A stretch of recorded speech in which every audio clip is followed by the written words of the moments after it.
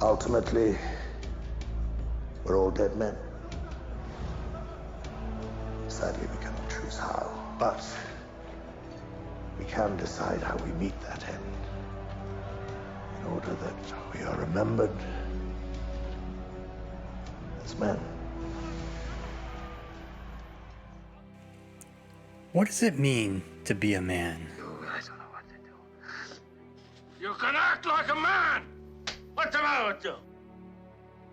This term is used so often, yet the definition can prove elusive. Masculinity is one of two driving forces behind humanity. It is often depicted as the more active and dominant of the two. Masculine energy is powerful and can drive a person to accomplish great feats, yet identifying as a man does not guarantee you will be an effective leader, a magnanimous ruler, or a beloved father. Damn it! Don't touch my kids! All right, take him. Go on, go on. Don't touch him! Take him! Get in Well, the car! take him then. Just take him. Go! Get upstairs. In their book, King, Warrior, Magician, Lover, Robert Moore and Douglas Gillette define masculinity as it is represented in our common myths, literature, pop culture, and poetry from across the world into 4 archetypes. The father, also known as the king, is the dominant of these male archetypes. The king is a primal symbol in all humans. The image of the king we hold in our minds is our natural sovereign. The king is the pinnacle of masculine authority. Ho, King Leonidas! Ho, ho, ho! The king is both strong and sympathetic, knowledgeable and wise, brave and true. Channeling this energy can drive humans to accomplish amazing feats. The king energy can drive a person to stand on top of the mountains their ancestors climbed and go further, faster, and higher than anyone ever dreamed. Climb the highest mountain. 35 years ago, fly the Atlantic. Why does Rice play Texas? We choose to go to the moon. We choose to go to the moon.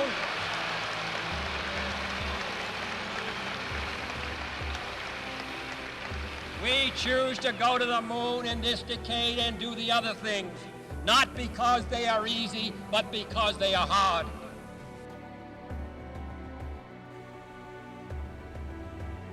The king is also the father energy, and make no mistake, the father is the king within his own home. And it is good to remind men that they should act as kings. The king first arises from the divine child. As I mentioned in my video on the immature masculine archetypes, the divine child is the parents' and society's expectations for their child. Where the immature archetype of the hero is the pinnacle of childhood development. And once the hero emerges from the hero's journey and becomes the warrior, it is time for the warrior to cede authority to the king within himself. I'm gonna keep an eye on him. You? Yeah, me. Warriors kneel before the king, and the king takes that authority to create order in oneself, for no man can control another until he first has control of himself.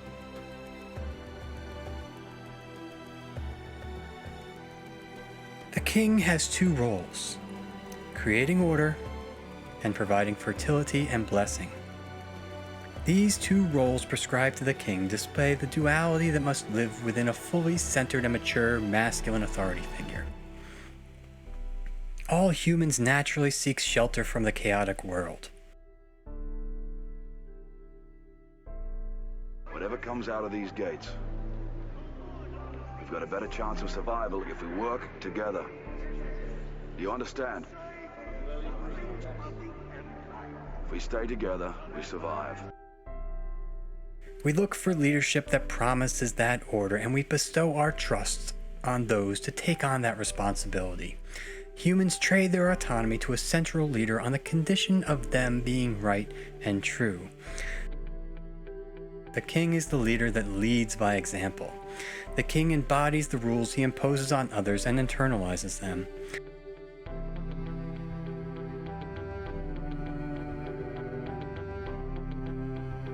The king sets the example to his children on how to act as a mature adult. All right, Trey. I gotta lay down the rules of the house. It's the same thing as weekends, remember? Clean the bathroom, sink, floor, and toilet. Clean my room, water line. Now I have to pay the bills. You know, Trey, you may think I'm being hard on you right now, but I'm not. What I'm doing is I'm trying to teach you how to be responsible. It's like your little friends across the street, they don't have anybody to show them how to do that. They don't. You're gonna see how they end up, too. This is a lesson the child will often ignore until one day it is time for them to act as a mature adult.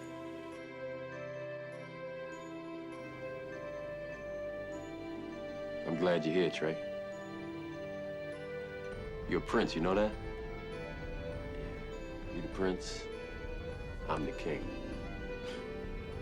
Right now, the king says it's time for the prince to go to bed. So... The king does this by codifying laws, arguing treaties, and making peace to achieve order. But the king energy in its fullest and most centers does not exist in a vacuum. The king is the central of mature masculine archetypes. The king must first be a seasoned warrior. A warrior that is stoic in his success and humbled by his defeats. In ancient times, a king would stand in the front rank center of his battle formations, leading his men into the chaotic battle and setting the example for the bravery he expected in his warriors. This is the oldest and most primal form of king-warrior leadership. For a leader must first be a good follower, and a king must first be a good warrior. And a king must remember never to commit his troops to a battle he would not fight himself. How are we to defend Jerusalem without knights? We have no knights! To a warrior, the king's blessing is his internal motivation, for all heroes of the world only want to fight for a just cause and to live up to the expectations of their authority figures. Every man at arms, all capable of bearing them, kneel! Be without fear in the face of your enemies. Be brave and upright, that God may love thee. Speak the truth, always, even if it leads to your death. Safeguard the helpless. That is your oath. And that is so you remember it. Rise a knight! Rise a knight! While our current world leaders do not take active roles in physical combat, it's important to recognize that combat need not be physical in nature. Political debate, civil discourse, today's leaders are the combatants of political messaging. We have got to give them hope! Hope! For a better world. Hope for a better tomorrow. But the sentiment is still the same. A king stands for his morals and his convictions and sets the examples for his followers. King is not only a seasoned warrior, but also a master of the softer masculine archetypes, that of the magician and the lover. Prince Hector's, he's good a warrior, as they say. The best of all the Trojans. Some say he's better than all the Greeks, too. Even if your cousin doesn't come, hope you'll join us, Patroclus. We could use a strong arm like yours. Play your tricks on me, but not my cousin. You have your sword. I have my tricks. The individual person holds each of these archetypes in himself. You can imagine these archetypes sitting around a board meeting discussing a particular crisis and how best to proceed. A quarantine prevents any more missiles from reaching Cuba, but it doesn't remove the missiles already there. It gives the Soviets a chance to pull back without a war. Mr. President, there are still those of us who believe we should proceed with the strikes. A third course is to strike a deal. We trade Guantanamo and our missiles in Turkey, get them to pull their missiles out. The king sits at the head, but he is not the decision maker. He is merely the masculine example of authority that the individual must project to the outside world. The king in ourselves is just a mask that the individual wears. When he is in charge, it is that individual that dons the mask and takes ownership of his domain and his decision. A king's authority only goes as far as his own domain, and he must recognize the authority of higher kings and queens, whether they be enemies that come to conquer his kingdom. This is Sparta! whether they be kings that seek alliances against a greater threat. Join us this night, Arthur Castus. So Rome is leaving. The Saxon is come. The world we have known and fought for is ended. My men are strong, but they have need of a true leader. They believe you can do anything. To defeat the Saxon, we need a master of war. Or whether they be threats that come disguised as friends. People of all colors, and I know that matters to you, doesn't it? This voting thing's just gonna have to wait. But we like to believe a king is only beholden to himself. We know that is far from the truth. A king must consider that he is beholden to his followers. It can't wait, Mr. President. Well, why not? Because there have been thousands of racially motivated murders in the South, including those 4 girls. Well, I know that. And you know the astounding fact that not one of these criminals who murder us when and why they want has ever been convicted. Yeah, I know we have a lot of work to do down there. Not one conviction because they are protected by white officials chosen. The father energy is the most human form of king energy. The image of the father is the most intimate reference each human carries with them that defines masculinity. The father rules over his house as a king would rule over a kingdom. While the father's primary role is to provide order, his other roles require him to provide fertility and blessing. Children of the father and subjects of the king alike are starving for recognition and approval from their masculine role models. The father provides this blessing by recognizing achievements and seeing each child as their own individual. A magnanimous king and father minimizes punishment and maximizes praise. Murph got into a fistfight with several of her classmates, so we thought it would be best to bring you in and see what ideas you might have for dealing with her behavior on the home front. Yeah, you know what? There's a game tomorrow night. She's going through a bit of a baseball phase. Her favorite team's playing. There's gonna be candy and soda. I think I'll take her to that. In that way, the father need not scold disobedient children, for withholding of praise can be punishment in itself. This tactic will sometimes anger the mother figure, who is the true domestic leader.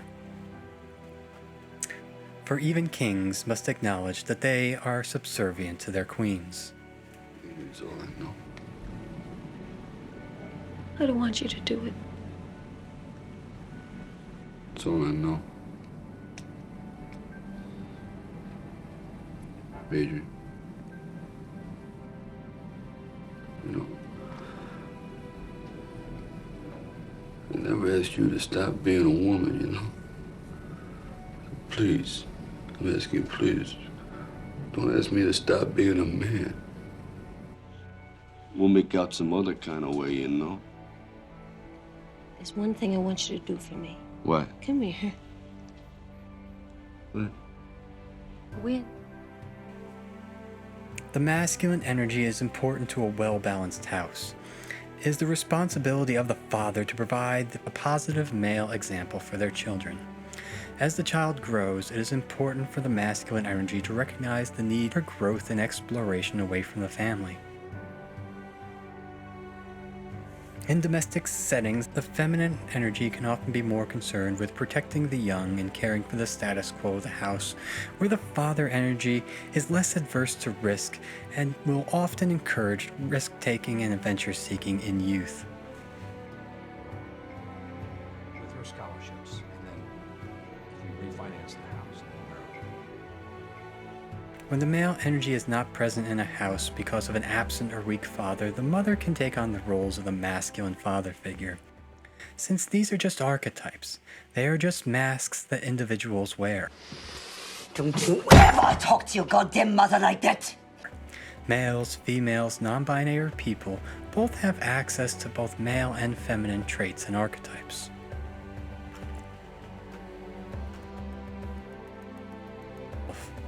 There's nothing worse a father figure can do to a child than to see them only as a value to himself. Often, abandoned children will seek out the blessing of their fraternal father only to find an immature child that is incapable of providing that blessing that the child seeks. The immature, uncentered king does not bring order to his domain and only sees people for what they can provide to him. The immature father figure will feign interest in a child only as entertainment. It is as if he is looking into a youthful mirror.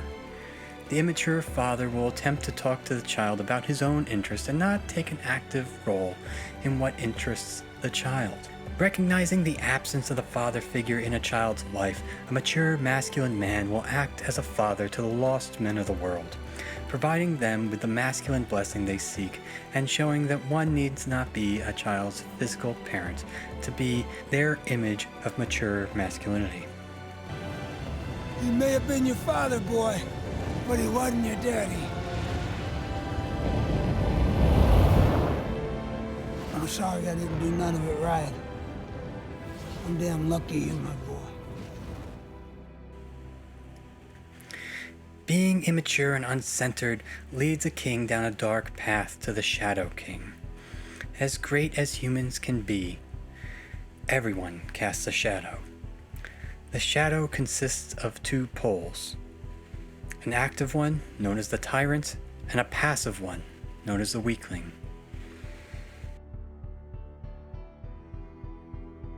The tyrant is known all over the world. Everybody has at one time or another seen a person, likely a man, behaving as a tyrant. Whether this has occurred in our own house, a workplace, or in a public setting. Just as the king energy is primal in all men, so too is the tyrant. The tyrant demands subjugation from his subordinates. Instead of earning it through leading by example, the tyrant is known to throw into fits of rage when things do not go favorably for him. The tyrant is obsessed not with ruling his domain, but in maintaining his own domination. The tyrant father will declare war on his own sons, as he sees their youth and potential as rivals to himself. A tyrant fears the rise of leaders that will one day usurp his power. A symbol of the king's power is the fertility of the domain that he rules. A weak king will rule over a barren world, where a good and righteous king rules over a lush, green, productive landscape.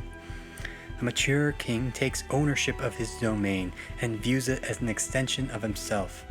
The captain carved that when he was a mid, no more than your age. He's known this ship man and boy. Surprise is a somewhat aged man of war. Would you call me an aged man of war, Doctor?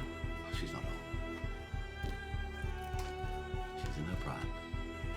The success of the land and the people under his command are examples that he is worthy of the authority that he wields. Huzzah for Lucky Jack! A tyrant is allowed to rule over subjects for the same reason that we follow just and right kings. Humans naturally seek shelter from the chaotic world, and in the absence of safe shelter, humans will seek a temporary refuge of an imperfect shelter.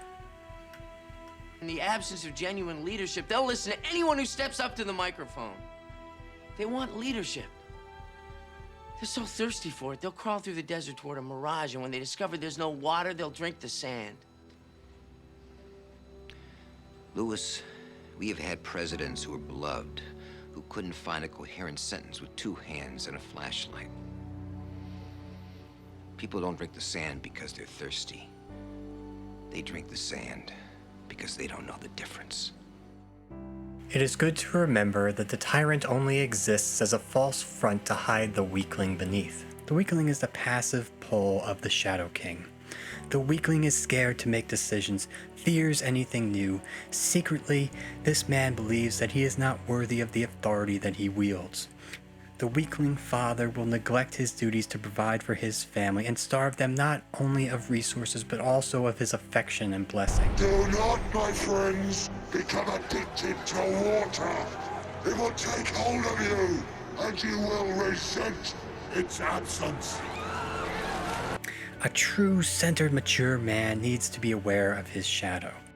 Anyone who has ever wielded power has had the compulsion to abuse it. It is the mature man that must recognize that he is only a steward of this power that comes with the king energy, and just as it has passed to him, it will eventually pass on from him as well. and it is his duty to establish and maintain order and give blessing to future kings. I love you, my sons. Look at that. Knowing you can control your inner shadow can give a mature father the confidence he needs, knowing that he has already brought order to his own internal world.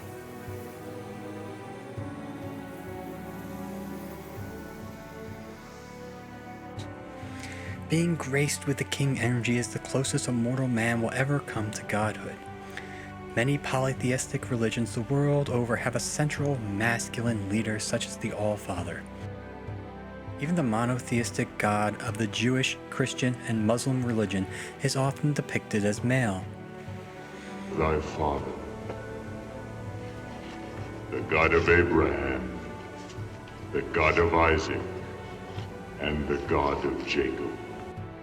A wise, centered, mature king will take this comparison as a compliment and nothing more, whereas an immature, uncentered king will take this as a fact and declare himself a god. A wise king knows, just as he is mortal and will one day leave this plane of existence, that his rule and authority is only temporary. It is his duty to perform the roles of the king as best he can while he is imbued with the power. For he is beholden to the fathers and the kings who came before, the ones who will come after, and the king within himself.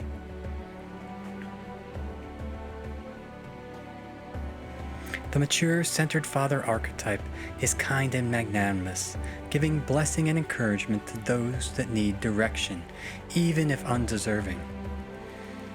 A king is the one that sets the example for mature masculinity. He is the one that remains calm and provides order when everybody else has given into chaos.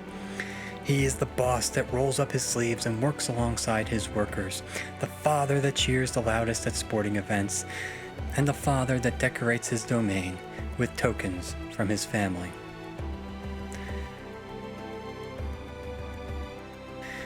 By its very nature, a mortal's rule over any domain is only temporary.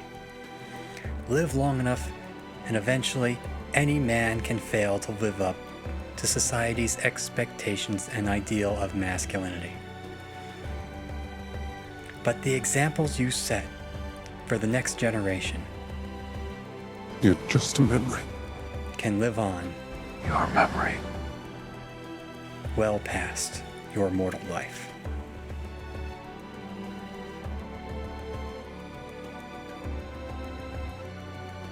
This has been a production of Minimum Effort Media.